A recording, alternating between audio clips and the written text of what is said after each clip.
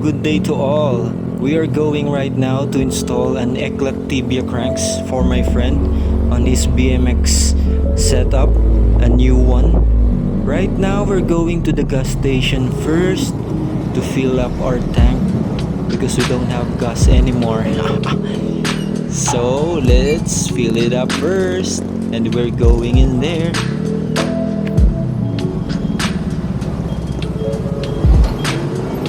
Alright guys, this is it. The Eclat Tibia cranks, 165mm 2-piece.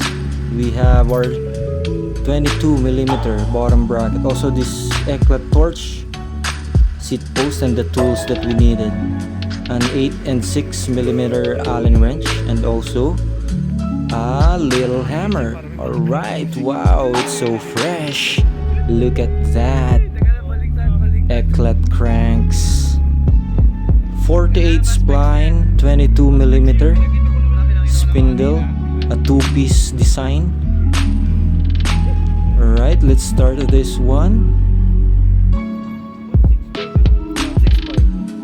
Okay, remove it first from the box, and also the bolt that pushes the other arm of the crank. Let's remove it first.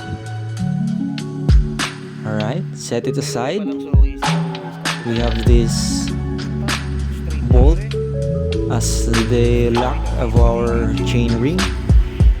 Look at that, 22mm bottom bracket, also an Eclat brand. Alright, let's remove it from the package. Wow, it has its additional washers also. This one, we have our grease to lubricate the frame and also the bearings to fit it on the frame. Right, that's an MP3 lubricant. Alright, let's put some grease to the frame. A We the People Doomsayer frame that we have from our friend. Alright, let's attach the bearing in here. We need to carefully use the hammer so that not to destroy the bearings. Alright, left and right, also top and bottom, and also at the center. Okay, once we have fit this one, alright, carefully, not to destroy the sealed bearing from our bottom bracket. It's a 22mm bottom bracket, Eclat brand also. Okay, it's settled. The washer at the center. Okay, it fits in there. Right now, let's attach the other bottom bracket bearing on the right side. We put already grease on the frame. Okay, securely use the hammer to insert the bearing, bottom bracket bearing. Alright, be careful not to scratch the frame also. Okay, securely use the hammer. And also to check the washer at the center of the bottom bracket if it fits correctly. Okay, so we have to grease the 2-piece cranks so that we can install it. First, the chain ring, the sprocket that we have. We need to put also an adapter, a 22mm, so that the spindle of the cranks will fit in there. Alright, put on grease, put on the 22mm adapter. Alright, right now we'll attach it to the cranks.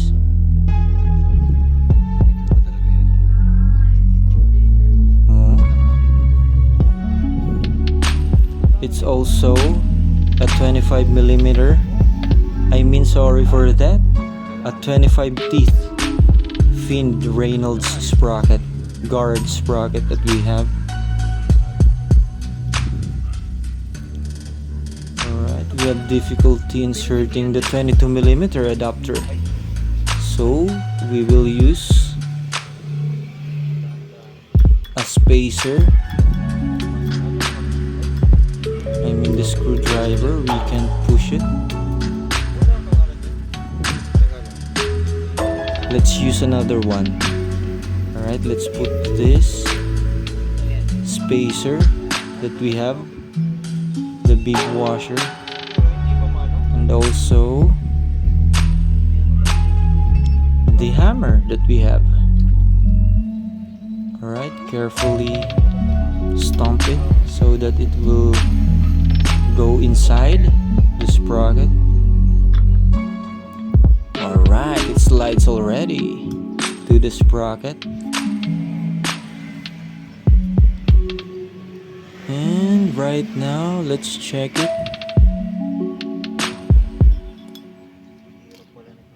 We need to fit it in.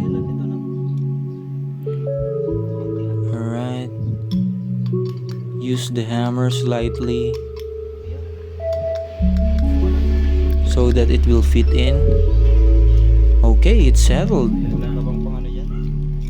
Right now, we will insert the bolt to the cranks. That's the holder of the sprocket that we have, so that it will not move and it's fixed. Right, tighten it. It's an Allen wrench, a 6mm one. Alright.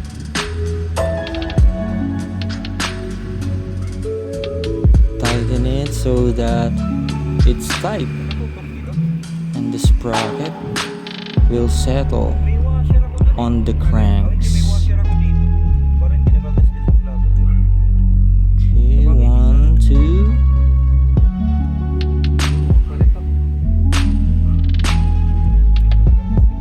Tightening it. Alright, it's settled now. Right now we can put on grease, another one grease to the spindle, and we can insert it to the bottom bracket. But oops, I forgot.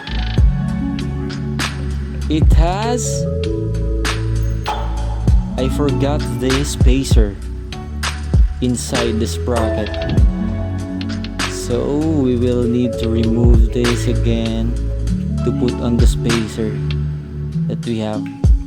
Alright, carefully remove it with the hammer. Alright, we have like an adapter in there from the sealed bottom bracket, the brand. Alright, carefully remove it.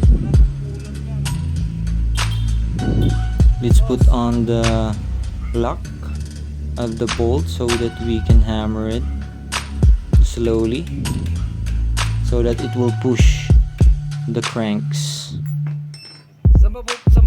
Alright, let's remove again the 22mm bolt that we have using an 8mm Allen wrench. Alright, we have put already the washer that we have inside the sprocket. Okay, let's put the washer to the left side, and the crank arm. We need 2 little washers, I think, right? So that it has space that we can lock both of the cranks nice and snugly. Right, we have put already the 2 washers. Let's fit in the 48 spline 22mm spindle. Let's put on some grease.